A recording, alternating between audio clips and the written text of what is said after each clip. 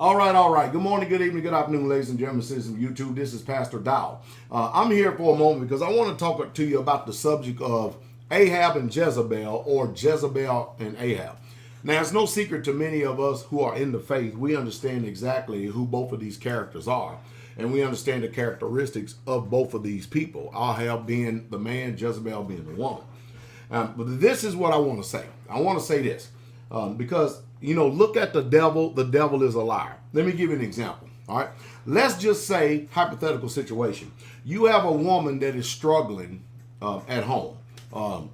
Given the situation, circumstance, it makes no difference whatsoever at all, because a woman that possesses the Jezebel spirit is not going to let her husband be the patriarch of the family. She is not in any way, shape, fashion, or form going to submit to him and allow him to, if I can use the biblical terms or biblical terminology, to rule over her.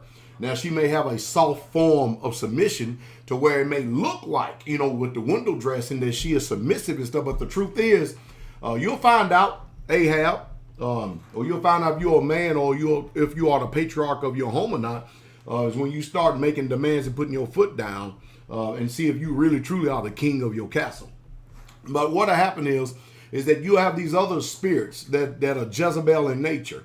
They'll see a woman struggling, and then they will go and insert their Jezebel opinions with these women that are struggling. Now, listen to me very close.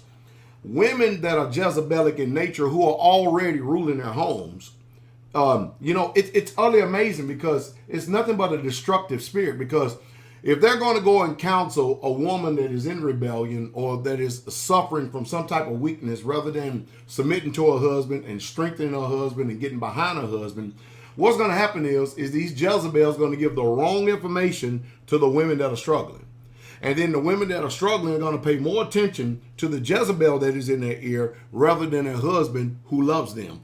I'm talking about an obedient husband. I'm talking about a husband who does his job, the one who keeps a roof over the head, clothes on the back, food in the mouth, shoes on the feet. They take care of their responsibilities. We have very few Hebrews that are doing that nowadays.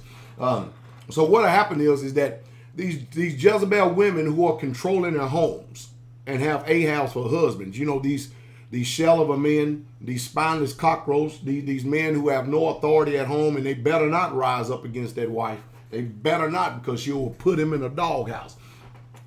These people will go and talk to the women that are struggling. And what's eventually going to happen is the women that are struggling are going to pay attention to what the Jezebel spirit is saying. They're going to take their advice to perpetuate the destruction of the home. And a lot of women think that, the threat of "I'll leave," or "I'll take the children and I'll leave," sure, that impacts the man. It hurts. It hurts very bad. But there comes a time when a real true man, if he is a man whatsoever at all, if he is a man, there comes a time that there's the point of no return. That, being in this society right here, he will tolerate so much, but he's not going to continue to tolerate his authority being challenged. He's not going to continue to watch his home being undermined from among him, because a true man, if he is not the authority in his house, what's the use of having a house? So the day is going to come where that man's spirit is going to get so tired that he's going to say, you know what? You don't have to worry about threatening with leaving. Because, a lot of times there's all these threatening, we're going to leave, and they still sitting there. And they ain't left yet. I mean, if they really truly was going to leave, then they would have left a long time ago. But I'll tell you what's going to happen. A man is going to make promises. When he speaks, he's going to make a real true Hebrew man, a real true man. He's going to make promises. And he'll get to the point to where he's going to say, I tell you what, you don't have to worry about your threats of leaving. Get out and don't come back again. And then it's too late. I'm telling you, when a man gets to that position, it's too late. Now, what's happening is that these Jezebels who counseled the women that were struggling, rather than, teaching a woman how to be wise and build up her house, she took the advice of these foolish women who are in control of their homes and have dominion over their home. And when it's all said and done, Jezebel still got her home. She still got her Ahab man, that shell of a man who ain't worth two dead flies, who has no authority whatsoever at all. She still has her little castle. She's still the queen, and she's still ruling in her dominion. But you that are struggling, you're going to be left without. You're going to be left without a strong man. You're going to be left without, because there's very few strong men today that will take care of their responsibilities. And women truly, really, truly need to do an evaluation today about men. Because, you know, with the dysfunctional homes that we're dealing with in America, with the women and children today, you know, women are saddled today with 3 and 4 and 5 children, and pretty much they're modern day refugees. And if it wasn't for the welfare that this country is giving out to them, they will all be left on the street or in some tent city or living in some trees or something, because even your natural family, they may aid you as well in rebellion. They may aid you in as well when you feel like they feel like you're a victim. But it only lasts for a short period of time. They get tired of you. They get tired of you. You're going to get tired of them. And it's only then that many women will wake up and say, you know what, I think I have made a mistake.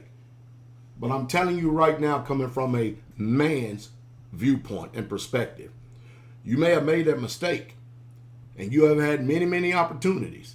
But that man who's a real true man, he will not take you back. He will not open up those doors and allow you to come back in once you departed from him, and you've done it for a small space of time, especially if you've been raised in hell all behind the scenes.